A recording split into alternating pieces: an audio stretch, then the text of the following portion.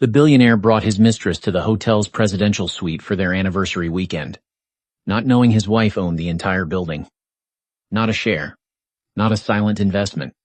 The entire hotel. Isabel Wren stood behind the smoked glass of the private security room and watched her husband kiss another woman in front of the marble reception desk. For 3 seconds, no one around her spoke. The monitors cast blue light across Isabel's face. Her dark hair was tucked beneath a simple black cap.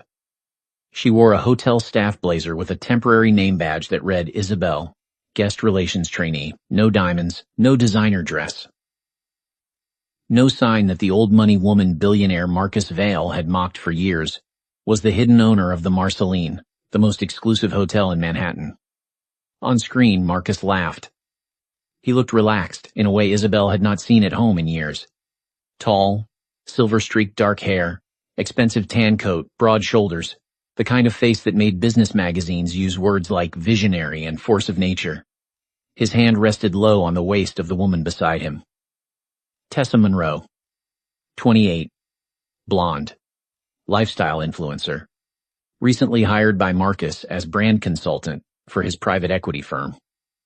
She wore a champagne silk dress under a white cashmere coat, one hand displaying a diamond bracelet Isabel recognized at once. Her bracelet, a 5th anniversary gift from Isabel's grandmother. Marcus had told her it was lost during a charity gala. Tessa tilted her head and whispered something against Marcus's ear. He smiled, kissed her temple, and placed a black credit card on the reception counter. "I want the Marceline suite," he told the front desk manager. "The usual arrangements. Champagne, roses, private elevator, no disturbances." The manager, Claire Benton, held her professional smile with heroic effort. Beside Isabel, the head of security muttered, "Mrs. Wren, say the word." Isabel did not answer. On the monitor, Tessa looked around the lobby as if appraising a stage built for her entrance.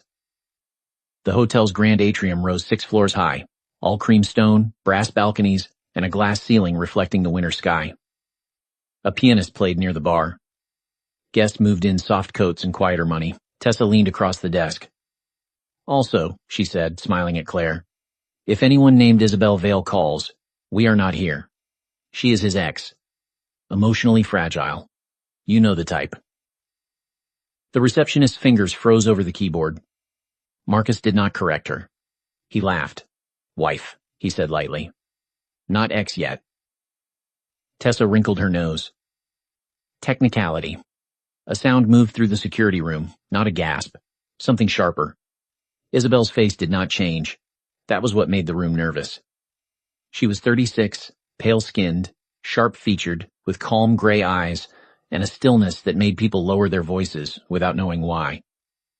For 7 years, Marcus had called that stillness cold. He said she was too controlled, too private, too old-fashioned for the world he was conquering.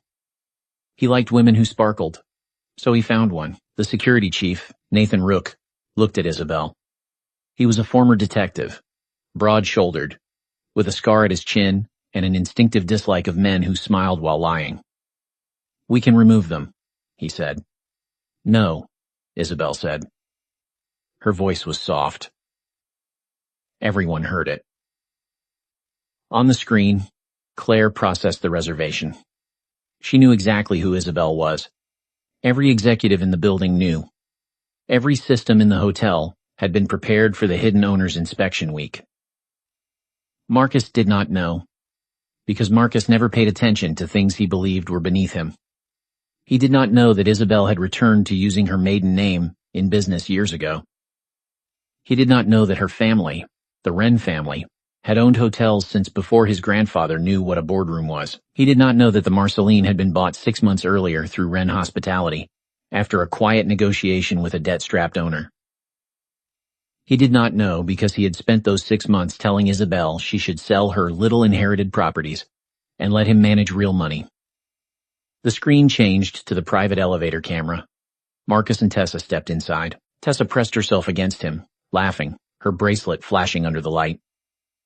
"Can you believe your wife never wanted to stay here?" she asked. Marcus brushed his thumb along her jaw. "Isabel does not understand pleasure." Tessa smiled. "Then I suppose I will have to teach you." The elevator doors closed. Nathan looked away first. Isabel watched until the screen switched to the hallway outside the presidential suite. The door opened. Marcus carried Tessa over the threshold like a bride. A bride. That finally did something. Not to Isabel's face. To her hand. Her fingers tightened once around the edge of the console. "Mrs. Wren," Claire's voice came over the internal line from reception. "He requested no disturbances." Isabel picked up the receiver. "Give him exactly what he asked for," she said. "No disturbances." Nathan turned to her. She looked at the monitors, at the suite that belonged to her, the husband who thought he owned everything, and the mistress wearing her stolen bracelet. Until dinner. Chapter 2. Marcus Vail had built his fortune by entering rooms with other people's money and leaving with their power. That was what he told reporters. In truth, he had learned the method at home. Isabel met him 8 years earlier at a restoration fundraiser in Boston. He was not a billionaire then. He was a billionaire there. He was a rising private equity partner with a charming smile, a rough childhood story, and the kind of ambition that made people forgive arrogance because they mistook it for hunger. He approached her beside a model of a ruined coastal hotel. "You look like you know which donors are lying about caring," he said. She laughed. It was a real laugh then. He had a way of making the world feel less stiff. He teased old money people without sounding bitter. He asked Isabel what she thought about buildings, not what she owned. He seemed dazzled by her knowledge of architecture, preservation, and hotel operations. For a while, she believed he saw her. When Marcus proposed, he did it in the empty ballroom of a hotel her grandmother had saved from demolition. No photographers, no spectacle. He knelt beneath a chandelier with one bulb flickering and said, "You make every ruined thing feel worth restoring." She said yes. She did not tell him everything. The Wren family fortune was not loud. It lived in trust structures, real estate holdings, hotel management contracts, land leases, and quiet voting rights. Isabel was the controlling beneficiary of Wren hospitality, but she had learned early that people changed when they saw the full map. Marcus knew she came from money. He did not know how much. At first, that seemed wise. Later, it became necessary, because success changed Marcus in stages. The first $1 million made him generous. The first $100 million made him restless. The first billionaire list made him cruel. He began calling Isabel too private when she declined interviews. He called her provincial when she insisted on preserving staff pensions during acquisitions. He called her sentimental when she refused to sell old hotel properties to developers who would strip them for condos. Then came the phrase he used most often. "Isabel, you do not understand scale." He said it when she challenged him at dinner. He said it when she noticed strange late-night calls. He said it when Tessa Monroe began appearing beside him at investor summits, in captions, in hotel lobbies, in places where a wife used to stand. The first time Isabel asked directly, Marcus smiled. "Tessa is work." "Work wears your scarf now?" His smile vanished. "You are becoming embarrassing." That was how he trained the conversation to end, not by proving innocence, by punishing curiosity. 3 months later, Isabel stopped asking. Marcus thought that meant she accepted defeat. It meant she had started collecting evidence. The affair was not the worst of it. A marriage can survive a shocking amount of damage before one final act reveals the shape of the person doing it. For Isabel, the final act arrived as a spreadsheet. Wren Hospitality had been reviewing the Marceline acquisition when an audit flagged unusual consultancy invoices tied to Vail Sterling Capital, Marcus's firm. The invoices were not paid by Isabel's hotel company.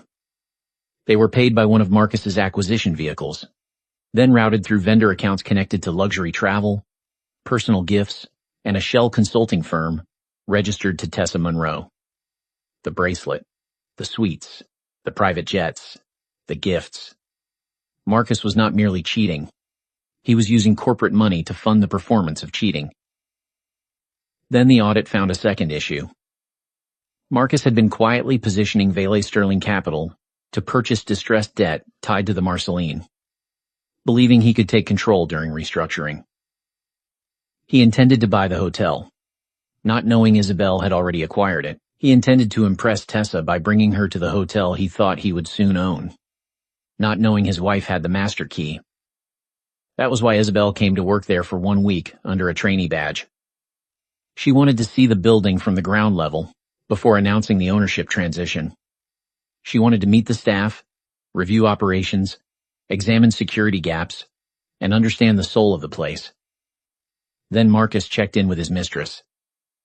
Sometimes betrayal is inconsiderate enough to walk into your evidence file. Chapter 3. Tessa Monroe believed the presidential suite was proof. Proof that she had won. She stood barefoot on the heated marble floor of the bathroom, wrapped in a white hotel robe, looking at herself in the mirror while Marcus took a call in the bedroom. The Marceline suite was everything she loved about wealth. Cream walls, floor-to-ceiling windows, a grand piano, a terrace overlooking Central Park, fresh white roses arranged in heavy crystal vases, champagne in a silver bucket, a private dining room set for 2. Not wife things, mistress things. Tessa smiled and lifted Isabel's bracelet to the light. It looked better on her. At least that was what Marcus said when he fastened it around her wrist 2 months earlier. She never wore it properly, he told Tessa. Old family pieces make Isabel look like she is attending a funeral. Tessa had laughed. She enjoyed laughing at Isabel. It made her feel less like the other woman and more like the next one. In her mind, Isabel Vale was pale, quiet, sterile, and cold. A woman born into money who did not know how to enjoy it. A woman who hosted donor lunches, wore navy dresses, and disappeared from photographs as if apologizing for taking up space. Tessa, by contrast, was made for the new world. She had followers. Cameras loved her. Men remembered her. She knew how to make a billionaire look younger, sharper, more desirable. Marcus needed that. He needed her. His marriage was already dead, he said. He and Isabel lived separate lives, he said. The divorce would happen after a few legal matters, he said. Tessa believed enough of it to stay. More importantly, she believed the rest did not matter. Her phone buzzed with a message from her assistant. You are trending from the lobby photo. Someone posted you and M at the Marceline. Caption says mystery blonde checks into billionaire suite. Tessa smiled. Good. She typed back. Let it breathe. Do not confirm. Then she opened her front camera and recorded a short video by the bathroom mirror. She did not show Marcus. She showed the robe, the marble, the flowers. Some weekends are meant for being chosen, she whispered. She posted it to close friends. Then she added one person to the list. Isabel Vale. For a moment, Tessa hesitated. Then she pressed send. In the bedroom, Marcus ended his call. Tessa stepped out, still smiling. Did your wife call? Marcus poured champagne. No. She will see the posts. That is the point, is it not? Tessa tilted her head. I thought you did not like drama. I do not like uncontrolled drama. He handed her a glass. Isabel needs to understand the marriage is over. And the hotel? Marcus's expression sharpened with pleasure. The debt structure is vulnerable. The old owners were desperate. By spring, Vale Sterling should control enough of the debt to force an equity conversion. You are going to own the Marceline? Likely. Tessa's eyes widened. Marcus liked that look. Awe suited her. Then this is not just a weekend, she said. No, she crossed to him and touched his lapel. It is a preview. Marcus smiled. Yes. Neither of them noticed the small black dome in the ceiling corner. The Marceline did not record guest bedrooms. Isabel would never allow that. But the sitting room, entry foyer, dining area, and terrace were covered by security cameras. Guests consented to in VIP paperwork for safety. Marcus had signed without reading. Men like Marcus often did.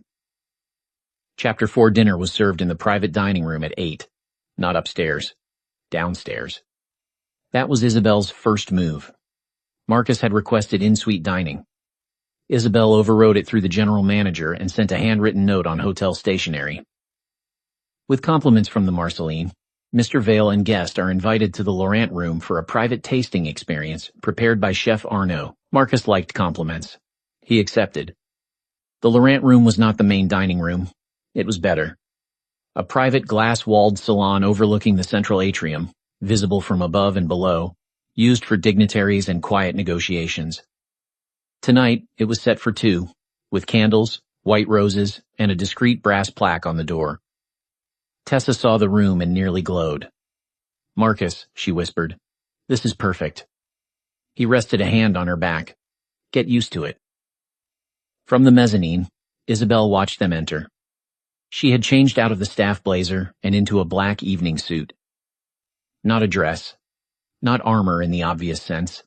A tailored suit with a silk blouse, her hair swept back, pearl earrings at her ears, and no wedding ring. Nathan stood beside her. "Are you sure you want to do this publicly?"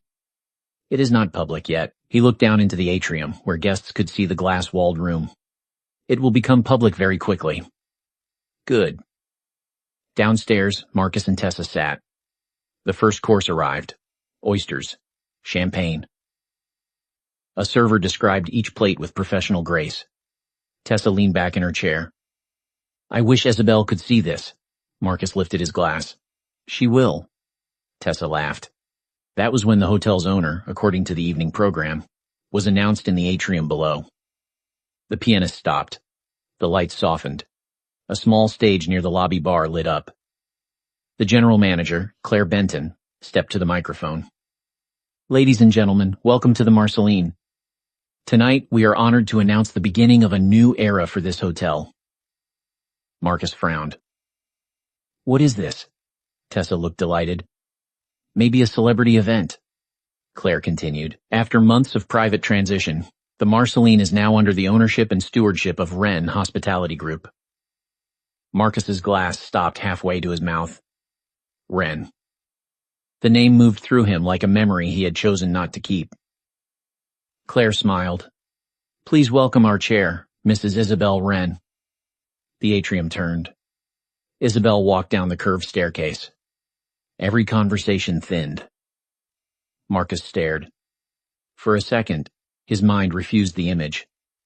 The woman descending into the atrium looked like his wife, but not the wife he kept in his private inventory of dismissals. Not the quiet woman in cardigans. Not the old money ornament. Not the pale figure who poured tea for trustees and vanished before dessert. This Isabel was all clean lines and command. Calm face, lifted chin, eyes bright with something colder than anger. Tessa's mouth fell open. "Wren?" she whispered. Marcus did not answer. He could not. Isabel reached the stage. She did not look toward the Laurent room at first. That was deliberate. She addressed the lobby, the staff, the guests, the cameras from the hospitality press, and the executives assembled for the transition. "The Marceline has always been more than stone, glass, and velvet," she said. "A hotel is a promise. It tells every guest, every worker, every family who passes through its doors that dignity can still be protected in public." Marcus slowly set down his glass. Tessa's face tightened. Isabel continued. "I spent this week working quietly with the staff under a trainee badge. I wanted to see the hotel as it truly lives. I saw professionalism, discretion, loyalty, and, in some cases, extraordinary restraint." Now she looked up. Directly, at the Laurent room. Through the glass. At Marcus. The room below followed her gaze. Marcus felt it happen. The turn. The seeing. The shift from respected guest to observed subject. Isabel smiled faintly. "The Marceline honors privacy," she said, "but privacy is not the same as impunity." Tessa went pale. Chapter 5. Marcus stood too quickly. His chair scraped the floor. Inside the glass-walled dining room, the sound was sharp enough to make several people look up. Tessa reached for his wrist. "Sit down," she whispered. He pulled away.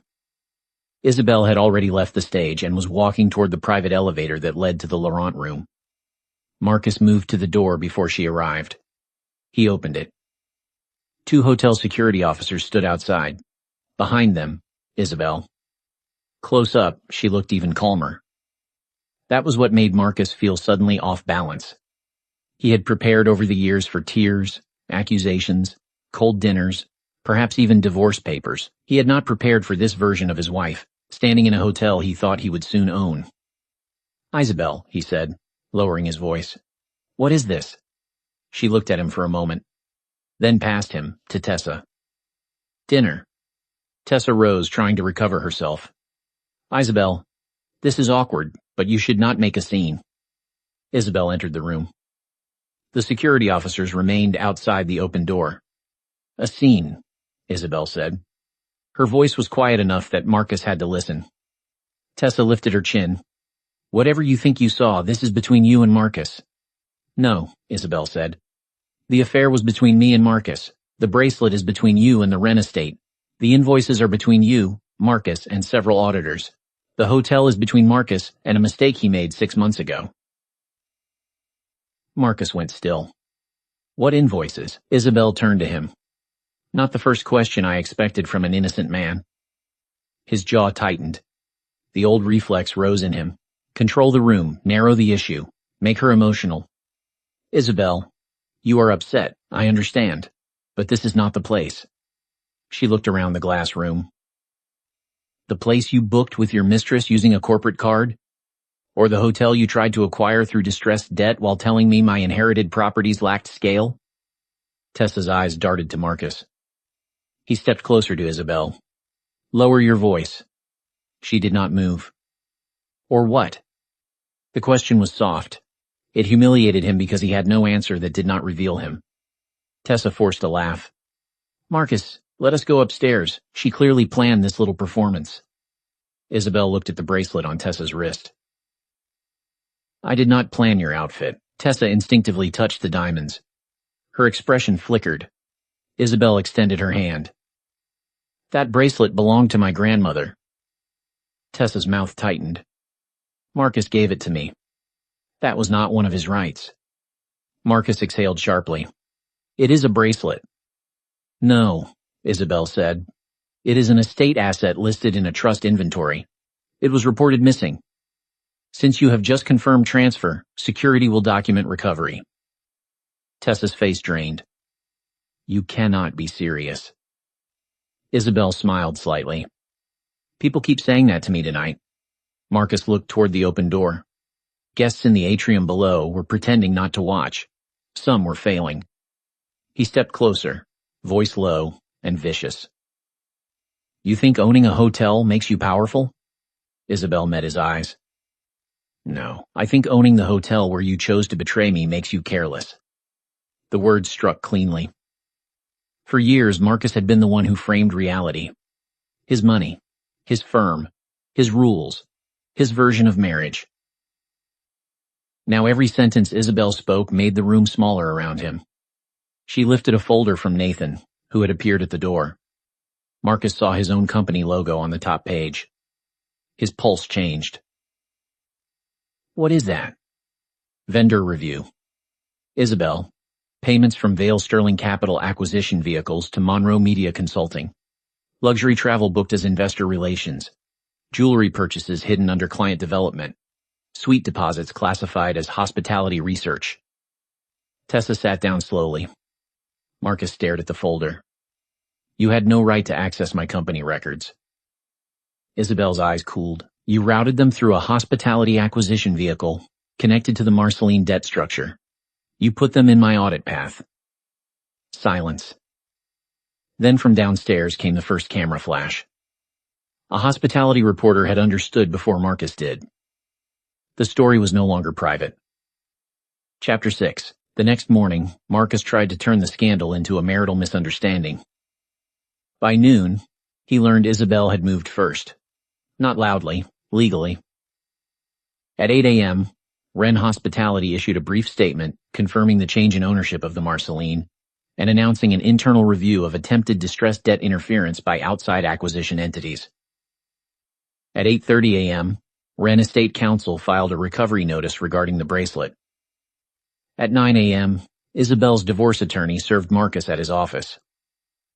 At 9:15 a.m., Vale Sterling Capital's Compliance Committee received a preservation demand covering executive expenses, related party transactions, and acquisition vehicles connected to luxury hospitality assets. At 10 a.m., Tessa Monroe posted a statement calling herself a woman misled by a powerful man during a difficult private separation. At 10:07 a.m., Nathan Rook sent her attorney the sitting room footage from the suite, where Tessa clearly said, "Your wife never wanted to stay here," and Marcus replied, "Isabel does not understand pleasure." Tessa deleted the statement. Marcus sat in his office above Madison Avenue and watched the morning destroy him in increments. His general counsel, Patricia Sloan, stood across from his desk with a folder pressed against her chest. "Why did I not know your wife was Wren Hospitality?" Marcus glared at her. "She uses my name. She apparently uses her own for everything that matters." The sentence was not meant as an insult. It landed like one. Marcus stood and walked to the window. Below, Manhattan moved as if his humiliation had not shifted the weather. "What is our exposure?" Patricia hesitated. "That depends on whether the invoices were merely embarrassing or fraudulent." He turned. "Define merely." Tessa's consulting firm received payments from entities with investor reporting obligations. Some expenses were categorized in ways that may be difficult to justify. If this becomes part of your divorce, it becomes discoverable. If Wren Hospitality frames it as acquisition misconduct, it may attract regulators. Marcus breathed through his nose. "What about the hotel debt?" "Wren acquired senior and mezzanine positions before we did. They closed quietly. We never had control." Marcus looked at her. "What?" Patricia's face remained professional. "The Marceline was never ours to take." For a moment, Marcus heard Isabel's voice. "Owning the hotel where you chose to betray me makes you careless." He hated her then. Not because she had exposed him, because she had watched him expose himself. His phone buzzed. "Tessa." He ignored it. It buzzed again. Then a message appeared. "We need to talk. My lawyer says the bracelet is a criminal issue." Marcus typed back, "Return it." Her reply came instantly. "You gave it to me." He threw the phone onto the desk. Patricia watched silently. "Do not make enemies on text," she said. He almost snapped at her, then stopped. For the first time in years, Marcus understood that words could be preserved by people who disliked him. That afternoon, he drove to the townhouse he shared with Isabel. His key did not work. He stared at the lock. Tried again. Nothing. A small white envelope was taped to the door. Inside was a single sheet from Wren Counsel. The residence is trust property held separately from marital assets. Mr. Vale's access has been suspended pending safety and inventory review. Trust property. He read the line twice. The townhouse too? He had lived there for 7 years. He had hosted investors there. He had once told Tessa the place was old but useful. He had never asked whose name was on the deed. A neighbor passed with a small dog and pretended not to look. Marcus stepped back from the door. For the first time, he felt the ground under his marriage vanish. Chapter 7. Isabel spent the day after the hotel announcement in the staff cafeteria. That made everyone uncomfortable at first. Owners did not sit under fluorescent lights eating tomato soup beside housekeeping supervisors and junior concierges. Owners did not ask maintenance engineers which service elevators needed repair. Owners did not remember the names of bartenders' children after hearing them once. Isabel did. By the end of lunch, the staff stopped staring. By the time Claire Benton joined her with coffee, half the cafeteria had returned to normal noise. Claire sat across from her. "I am sorry about last night." "For what?" "I checked them in." "You did your job." Claire looked down. "He said you were unstable." Isabel stirred her soup. "Yes." "He said if you called, we should not disturb him." "Yes." Claire's mouth tightened. "I wanted to warn you." "You did." Claire looked up. "The system alert came from reception. You entered every note, every request, every insult, exactly as policy requires. That is warning enough." Claire blinked quickly. "Thank you." Isabel looked around the cafeteria. "This hotel has been trained to protect powerful guests. That will change. Discretion remains. Enabling does not." Claire nodded. That sentence became policy by Friday. No staff member would be asked to lie to a spouse. No guest could use concierge services to hide harassment, intimidation, or financial misconduct. VIP privacy would not override safety or law. The Marceline had always hosted power. Isabel intended to teach it boundaries. That evening, she returned to the owner's apartment on the top floor. Not the presidential suite. A smaller private residence above the East Wing, built for the original hotel family in 1912. It had pale wood floors, arched windows, and a terrace overlooking the avenue. She removed her earrings, sat at the kitchen table, and finally allowed herself to tremble. Not for long. Long enough. Her phone buzzed. Marcus. She watched his name. Once, that name had meant home. Then tension. Then dread. Now it looked like a file label. She let it ring. A message followed. We need to discuss this like adults. Another. Do not let lawyers turn this ugly. Another. I made mistakes, but you are overreacting. There it was. The old key in the old lock. Overreacting. Isabel picked up the phone and sent one reply. All further communication goes through counsel. Then she blocked the number. 5 minutes later, Nathan knocked. She opened the door. He held a tablet. You should see this. On screen was a video. Tessa Monroe, standing outside a luxury apartment building, sunglasses on despite evening light, speaking to a swarm of cameras. I was told the marriage had been over for a long time, Tessa said. I had no idea there were financial questions or estate issues. I am cooperating fully. A reporter asked, Did you know the bracelet belonged to Mrs. Vale? Tessa's face tightened. No comment. Isabel handed back the tablet. Nathan watched her. Thoughts? She is trying to move from mistress to witness. Can she? Only if Marcus keeps being Marcus. Nathan almost smiled. That seems likely. Chapter 8. Marcus asked to meet Isabel at the Marceline 3 days later. His lawyers asked properly, through her lawyers. That was progress, or fear. Isabel accepted with conditions. Neutral conference room. Counsel present. Security outside. No Tessa. Marcus arrived 10 minutes early. That told Isabel more than the apology he planned. He stood by the window when she entered, looking down at the atrium where guests moved below. He wore a dark suit, no tie, and the expression of a man who had not slept enough to maintain charm. For a moment, Isabel remembered the younger Marcus in a worn blazer, standing in a half-ruined ballroom, telling her old buildings deserved second chances. Then he turned. The memory closed. Isabel, he said. Marin will be joining us, she replied. Her divorce lawyer, Marin Holt, sat beside her. Patricia Sloane sat beside Marcus. Marcus looked irritated by the symmetry. I asked to speak to my wife. Marin Holt opened a notebook. You asked for a meeting with Mrs. Wren regarding legal matters. His jaw shifted. Fine. He sat. For a few seconds, no one spoke. Marcus seemed to expect Isabel to begin. When she did not, he leaned forward. I am sorry. She waited. I handled things badly. Marin's pen paused. Isabel said, which things? Marcus blinked. The affair. With Tessa. Yes. The hotel. He exhaled. Yes. The bracelet. His face tightened. I did not realize the inventory issue. You told her it made me look like a funeral. He stared at her. Hotel sitting room camera, she said. His mouth closed. Patricia Sloane looked at him with the pained fatigue of counsel discovering fresh damage. Marcus tried again. I was cruel. I see that now. No, Isabel said. You see consequences now. Cruelty was visible before. The sentence landed quietly. Marcus's eyes hardened, then softened by force. I do not want this to become war. It became war when you used corporate money to decorate your affair and tried to buy my hotel. I did not know it was yours. Isabel looked at him for a long moment. That is not a defense, Marcus. It is the pattern. He flinched. For the first time, she sounded almost tired. You did not know the hotel was mine. You did not know the townhouse was mine.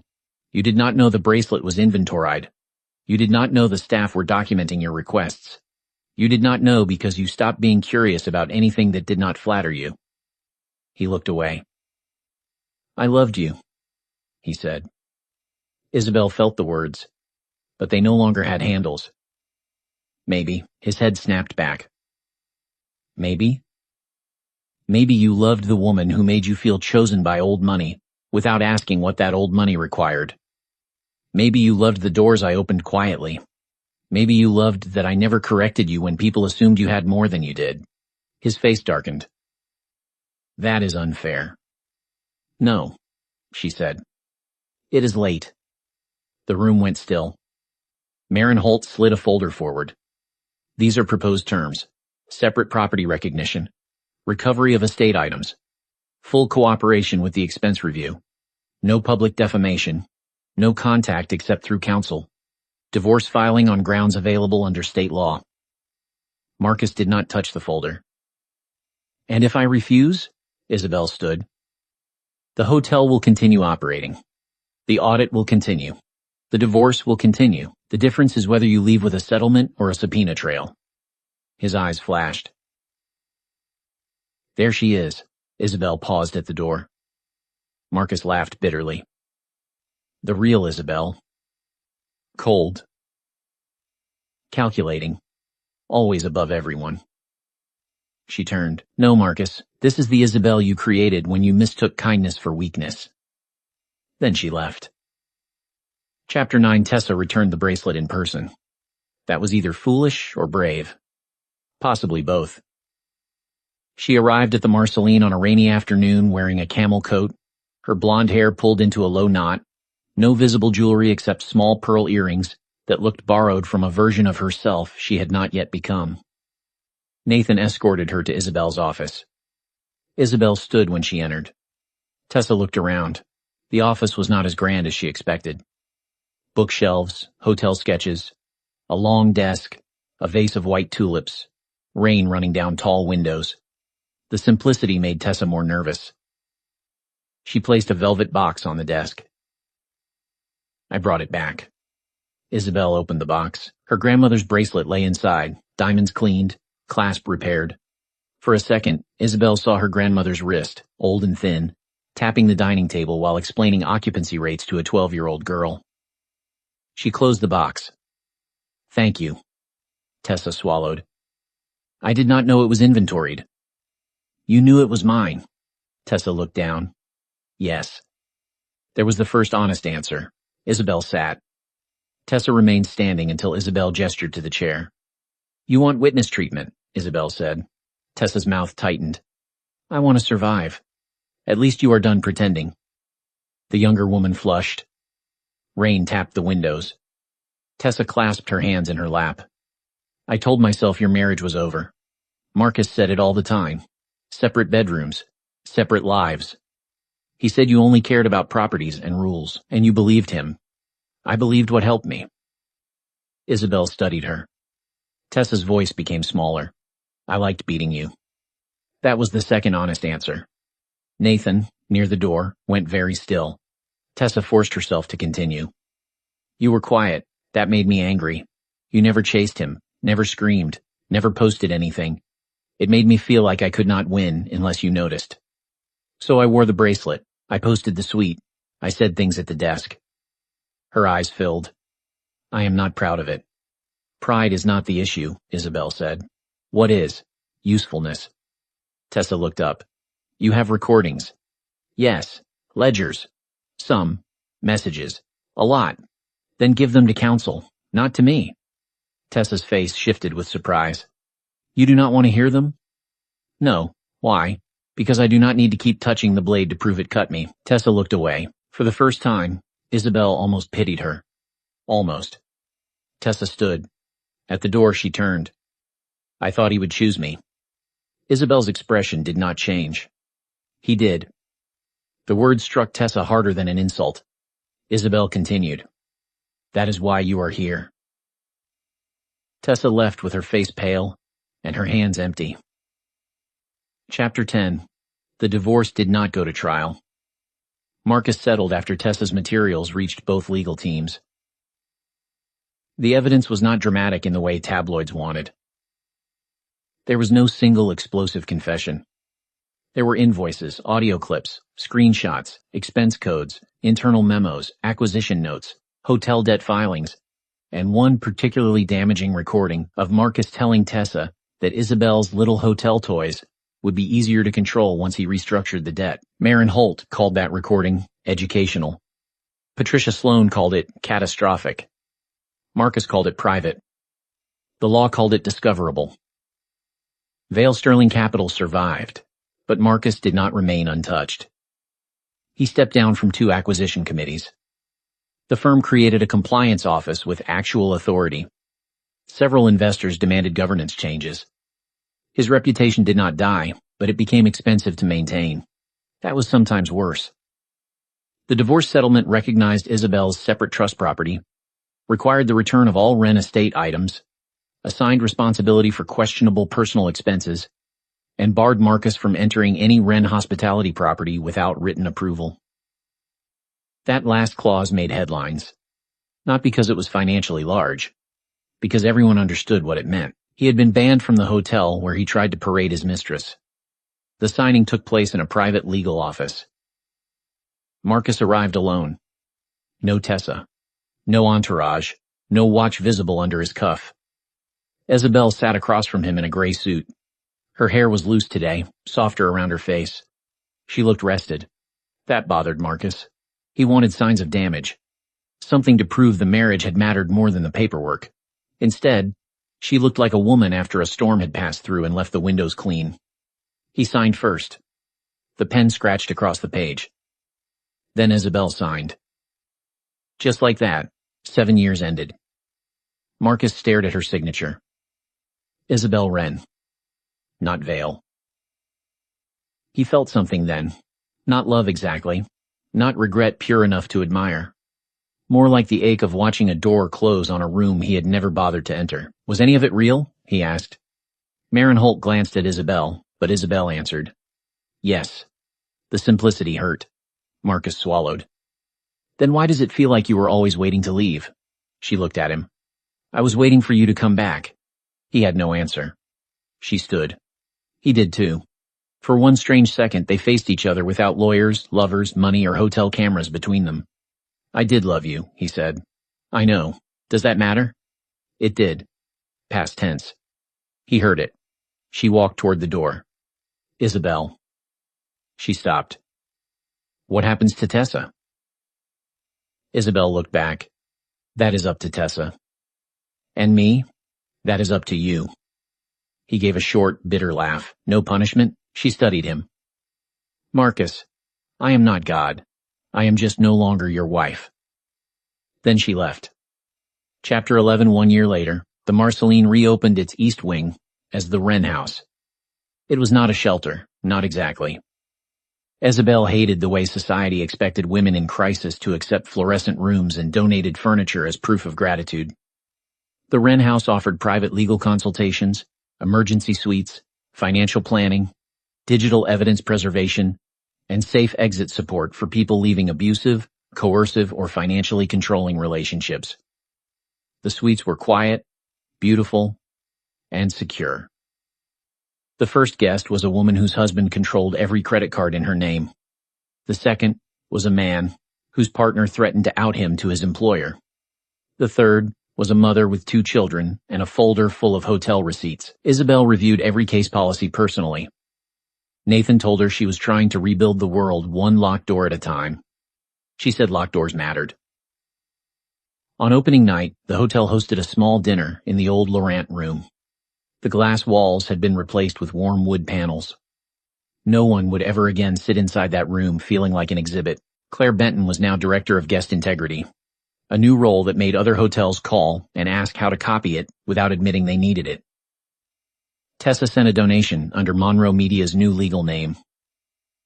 It was not large. Isabel accepted it. Marcus did not attend. He sent flowers. White tulips. No note. Isabel placed them in the staff cafeteria. At the dinner, she spoke briefly.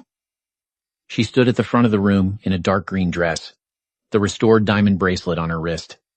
For a moment, the weight of it reminded her of her grandmother, who once told her that hospitality was not about luxury. It is about who gets protected, her grandmother said. Isabel looked at the faces before her. Staff, lawyers, advocates, donors, former guests.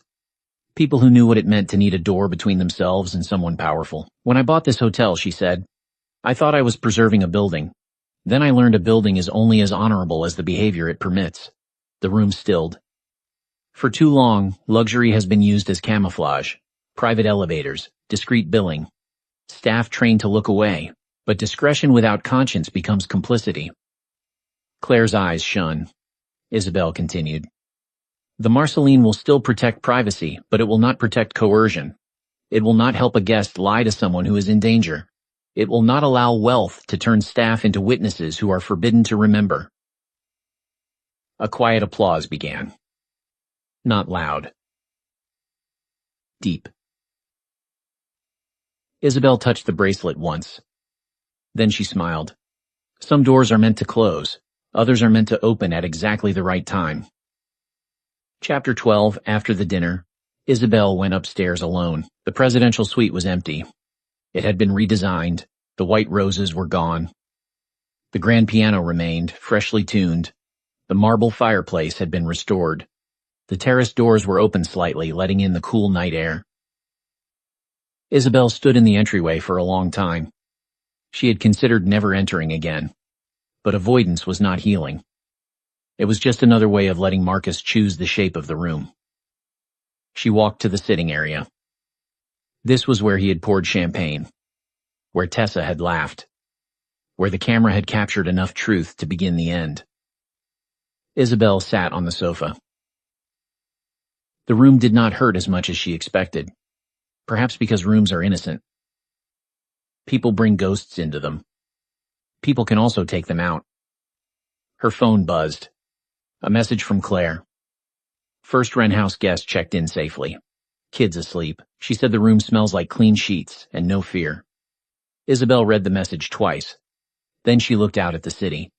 For 7 years, she had believed dignity meant enduring quietly. She had mistaken restraint for peace. She had allowed Marcus to call her cold, because explaining warmth to someone committed to winter seemed exhausting.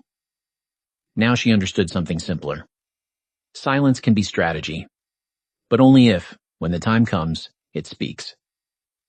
She opened the terrace door and stepped outside. Below, Manhattan glittered. Cars moved like threads of light. Somewhere, sirens faded. Somewhere, someone was checking into a hotel room, hoping to be safe for one night. Isabel wrapped her arms around herself. She did not feel triumphant. Triumph was too small. She felt clear. Marcus had brought his mistress into her hotel to celebrate a life without her. He thought he was displaying victory. Instead, he walked into the one room in the city where Isabel controlled the doors, the cameras, the records, the staff, the truth, and finally herself. That was the real reversal. Not that she owned the hotel, that she owned her silence no longer. The next morning, Isabel returned to the lobby in a simple black dress and stood behind the reception desk beside Claire. A guest approached, tired and anxious, a suitcase in one hand, a child's backpack in the other. Claire smiled warmly. Welcome to the Marceline. The woman looked around, uncertain. Isabel stepped forward. You are safe here, she said. The woman's shoulders dropped as if she had been carrying the building itself, and Isabel knew, with a certainty Marcus could never buy, that the hotel was finally hers. Not because her name was on the deed, because its promise was. Subscribe for more emotional stories about betrayal, hidden strength, and justice served with evidence, dignity, and power.